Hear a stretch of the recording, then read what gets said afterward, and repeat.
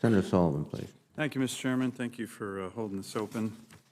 Appreciate the witnesses being here. DNI Haines, I want to just follow up a little bit first quickly on the AI piece. Did you happen to read the very long and insightful piece by Henry Kissinger and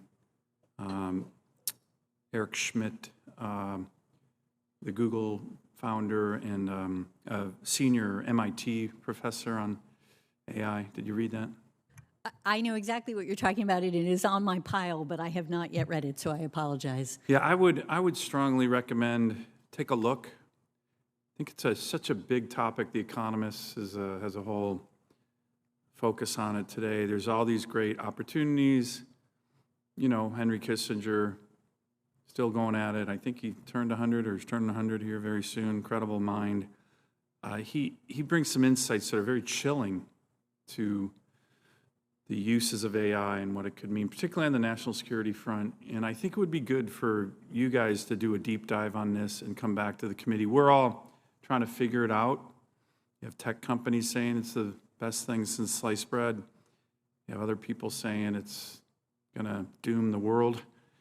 And but I think putting the tech companies fully in charge, I don't think that's a good idea either. So we really need your guys' insight, and I think it would be good if you can come back to the committee, either classified or unclass, on that topic. Take a look at that piece. So it's really well written and pretty scary, to be honest. And these aren't people who are prone to be Pollyannish. Yeah. Let me turn to my. Do that. Thank you. Let me turn to my favorite topic, energy. I always like to recount this story. It's now quite a sad story because I'm sure you know Vladimir Kara-Murza is in jail for 25 years, unjustly sentenced. I hope we can keep beating the drums to tell Putin to let him out. All he was doing was speaking the truth about democracy and freedom in Russia. Very courageous man. I was in a meeting with him a number of years ago, just me, him, and Senator John McCain, and I asked him what was the most important thing we could do to undermine the Putin regime, the kind of mafia grip that he has on his society and the danger he presents to the world? And Vladimir Kara-Murza looked at me and said, "It's easy, Senator, it's an easy answer. Produce more American energy. Produce more American energy." That is what Russia fears. So can you talk about two things? One is Russia's attempt to use energy as a weapon. They're pretty good at it. We've blunted it to some degree. And then two, on the flip side, I read the intel a lot about what the Chinese leadership thinks, what Xi Jinping thinks. They're very scared of American energy dominance, very scared. So could you talk about that as well? I think it's some of the products you guys have produced. And then maybe, I know you don't provide policy, but you know, we do have this kind of element in American society, and to be honest, in the Biden administration and some of my colleagues in the Senate who are like, "Oh my God, we can't produce any more oil and gas. That's horrible, climate bomb." No offense, it's ridiculous, right? We're gonna need oil and gas for decades to come. Places like my state, Alaska, have the highest standards in the world on producing it. If we're gonna need it, we should produce it, not let Russia and Venezuela and hell, Saudi Arabia.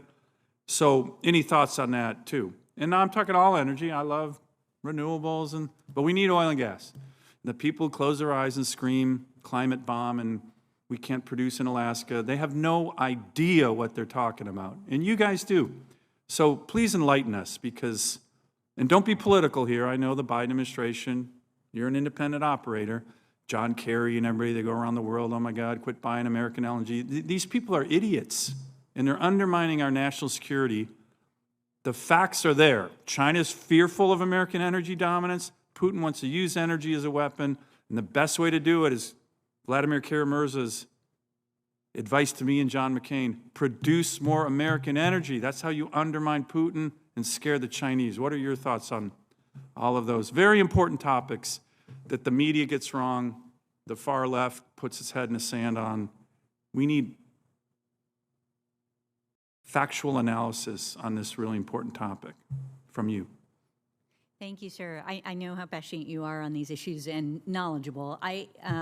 So I won't be political, that's for sure, but I also won't touch on policy. Okay, you don't It's have not to. my role. That's not your role. But I will say, absolutely, the intelligence community believes that Russia uses energy as a weapon. I know that doesn't come as a surprise to you. That's something they've continued to try to do during the course of the conflict. And in fact, as part of their calculation for invading Ukraine, one of the things that we know that they were focused on were the high energy prices for Europe and how that would affect, essentially, in their view, Europe's calculation on sanctions. They turned out to be wrong, which I'm quite glad about. But in any event, that is certainly a part of the picture, I think.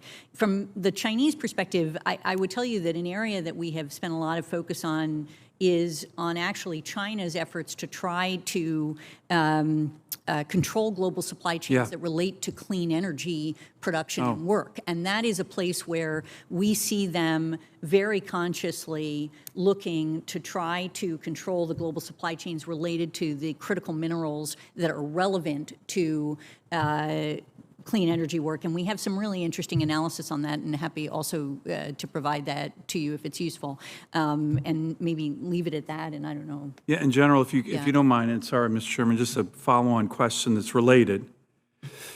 We did ask in the NDAA last year our military to look at options, in the event of a conflict with China, to choke off oil and gas supplies to them. Our Navy could do that, and if you have any thoughts on that, or maybe we should talk about it in a classified setting. I do have thoughts, Senator. To start on Russia weaponizing energy, I think they've used it as a carrot and stick, right? And so they've really made it painful for our European partners early in the war, and then they offered it to other partners, nefarious partners for nefarious reasons, to acquire more military hardware. So your comment about weaponization, I think, is really accurate. I don't disagree with you that China fears us about our potential for energy production's increase. I think they fear a lot of our economic power all the time. To the point in the NDAA, I think those really are in the purview of the Indo-PACOM team and their planning efforts as that proceeds, and then we can talk more in the closed session. Good. Thank you, Thank you, Senator Mr. Sullivan. Chairman.